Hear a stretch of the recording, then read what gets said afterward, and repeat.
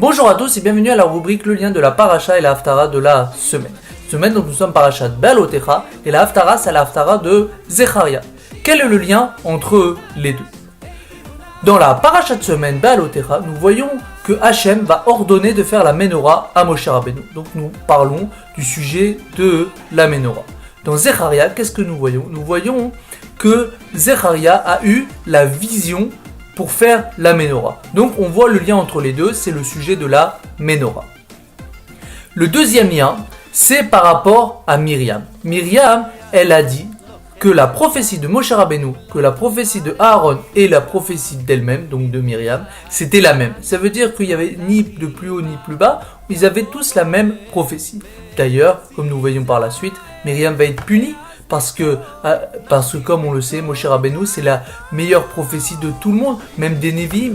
Donc, ça c'est le sujet dans la paracha de la prophétie de Moshe. Par rapport à l'Haftara, c'est exactement pareil. Nous voyons que Moshe Rabbeinu, la meilleure prophétie, c'est celle de Moshe Rabbeinu. D'où on voit, premièrement dans Zecharia, on voit que pour faire la menorah, il a eu besoin d'un ange qui lui aide pour comprendre la vision. Par contre, Moshe Rabbeinu, il a eu besoin de personne.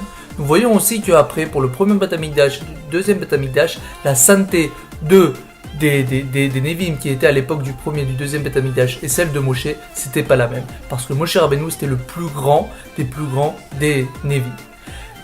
Le troisième lien entre la paracha et la haftara, cette fois-ci, c'est par rapport aux Lévi'im. On voit que dans la paracha, il y a une cérémonie d'inauguration pour montrer la sainteté des Lévi'im.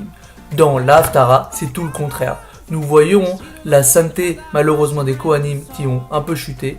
D'où on voit, c'est quand ils sont mariés avec des femmes non juives. Donc nous voyons le contraire par rapport aux Lévi'im, par rapport à la sainteté. Donc nous voyons bien les trois liens. Le premier lien, c'est par rapport donc à la menorah. On voit dans les deux sujets, on parle de la menorah. La deuxième, on voit par rapport à la prophétie de Moshe. Donc on voit que Moshe Rabbeinu, c'était le plus grand des prophètes. Et le troisième lien, c'était par rapport à la sainteté. Que la sainteté des Lévi'im était plus grand que tout le monde. Donc ça, c'est les trois liens de la paracha et la haftara. Sur ce, je voulais vous dire une bonne semaine et un grand Shavuot Tov à tous.